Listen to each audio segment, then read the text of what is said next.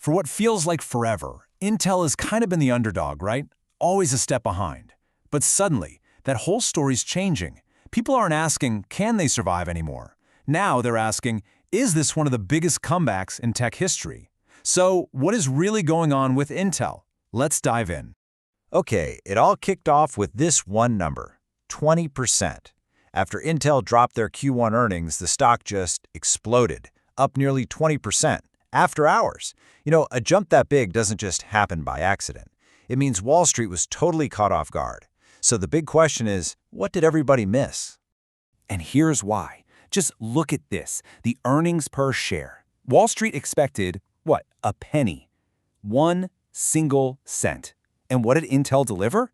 29 cents. I mean, that's not just a beat, that is a demolition. We're talking a 29 times beat. That's a statement. It just completely blew up the old narrative and forced everyone to take a second look. And this wasn't some one-off lucky punch. Nope. This was Intel's third straight double beat. That means they beat on both revenue and earnings for the third time in a row. When you see a pattern like that, it's a huge signal. It tells you something fundamental might be changing inside the company, and well, the so-called experts are finally starting to play catch-up. So, how in the world did they pull this off? All right, let's get into the anatomy of this turnaround. We're going to unpack the evidence and see exactly what's got investors so hyped up. A lot of this comes down to new leadership setting a really clear tone. The CEO, Lip-Bu Tan, basically said, look, 2026 isn't about crazy growth. It's about execution, period. And this performance, it's really the first big piece of proof that, hey, that strategy is actually working. Okay, so if you're bullish on Intel right now, your argument really rests on these 4 key pillars. We've already talked about the financials, which were just, wow. So let's dig into the other 3, starting with a comeback story in a market where many people had written them off. Now this is a huge deal. Seriously. For years, the narrative was, CPUs are dead for AI. It's all GPUs, right? But look at this. Intel's data center business grew 22%. That's over $5 billion. Turns out, a whole lot of AI work, things like inference and pulling up data, still runs way better on powerful CPUs. And Intel is right there, grabbing that demand. And this right here is the engine behind it all. 18A. That's the code name for Intel's next-gen manufacturing tech. Think of it as the foundation for all their future chips. And the really big news? They're saying it's actually running ahead of schedule. They're hitting their targets early. That is not something we've heard from Intel in a long, long time. But, okay, before we pop the champagne and call this a done deal, we have to flip the coin over. Because while parts of the business are looking great, there's another part of their big strategy that's, well, it's bleeding cash. We're talking a massive billion-dollar problem. So here's the deal.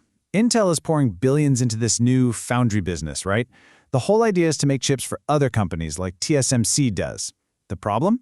Right now, they're basically their own biggest customer. A crazy 97% of the foundry's revenue is just Intel paying itself. Not exactly the business model you're looking for. And get this, that same foundry business lost $2.4 billion in 1 quarter. That is an insane amount of money to be burning through, especially for a part of the company that hasn't really landed any huge outside customers yet. This, right here, is the biggest hole in the entire comeback story. And the foundry isn't their only headache.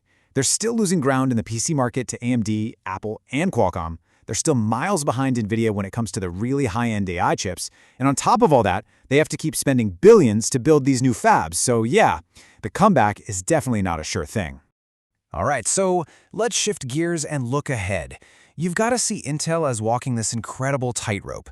On one side, you have these huge existential threats, and on the other, you have some opportunities that could be absolute game changers. And maybe the biggest opportunity is something they just announced, a partnership they're calling TeraFab. This one single announcement might just be the key to solving that massive foundry problem we were just talking about. I mean, just look at this lineup. SpaceX, Tesla, xAI. These aren't small fish. These are the exact kind of big, credible Western customers that Intel desperately needed to sign up. It proves the foundry is a serious player. Now, the money from this is still years away, but just the announcement itself, it gives their entire strategy a huge shot of credibility. Then there's the PC market. There's a massive upgrade cycle on the horizon. I mean, think about it. Most people's computers are getting pretty old, and now you have this whole AI PC push. It's setting the stage for what could be the biggest refresh in a decade. And if Intel's new Panther-like chips are as good as they say, they could ride that wave and claw back a ton of market share. But let's be real. The competition is not just sitting around. This table really says it all. AI chips, server chips, PC chips, you name it, they are up against absolute titans in every single market. NVIDIA, AMD, Apple, there are no easy wins. Not a single one. And that leads us to maybe the biggest risk of all. After that 20% stock jump, the game changed. Wall Street isn't pricing in a potential comeback anymore. Oh no. They're pricing in a flawless one. The stock price today assumes everything goes perfectly. That means there is literally zero room for error. Any stumble, any delay, it's going to get punished, and punished hard. Okay, so let's zoom out and put all these pieces together. You have this incredible progress on one side and these massive risks on the other. So, what's the final verdict? Is the comeback real? Really? You can look at the Intel story in two completely different ways right now. The bulls will tell you, the execution is real. This is just the beginning of a huge multi-year growth story powered by the Foundry.